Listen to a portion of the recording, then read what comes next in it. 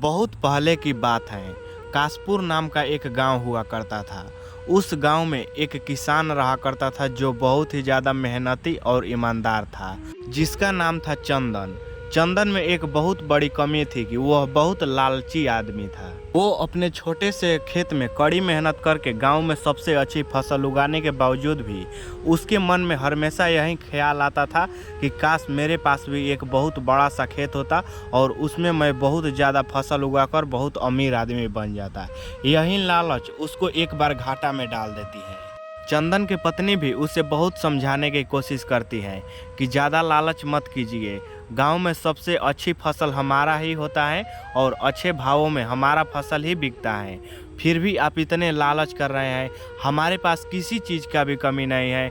हम छोटे से खेत में अच्छी फसल उगाकर उसको अच्छे भावों में बेचकर एक साल के लिए हम आराम से बैठकर खाना खा लेते हैं। अब ज़्यादा लालच करेंगे तो हमारा ही नुकसान हो जाएगा।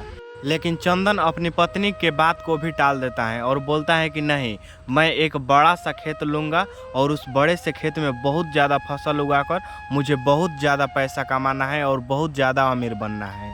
तभी बगल के गांव के सेठ के पास एक बहुत बड़ा सा खेत था, जिसमें कितना भी कड़ी मेहनत कर लीजिए उसमें फसल थोड़ा सा भी नहीं निकलता था, और उसी को बेचने वो चंदन के पास आ रहा था।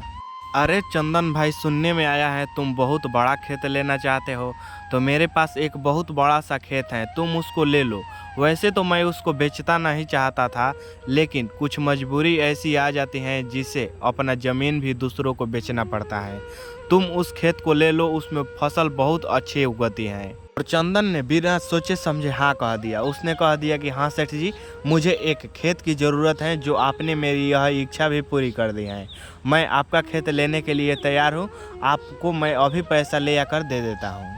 ये लीजिए सेठ जी, ये मेरे जीवन भर की कमाई है।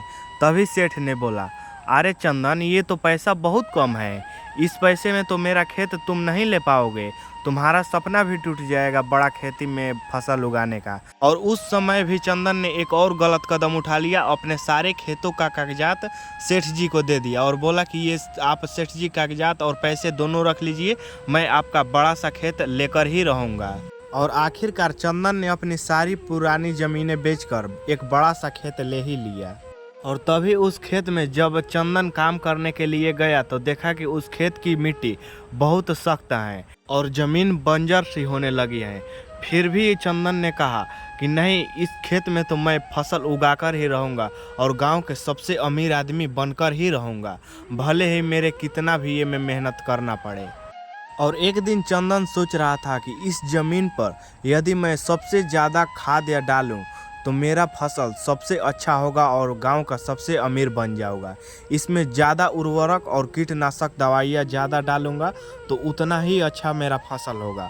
और कीटनाशक दवाइयाँ और उर्वरक सबसे ज़्यादा चंदन ने अपने खेतों में डाल दिया।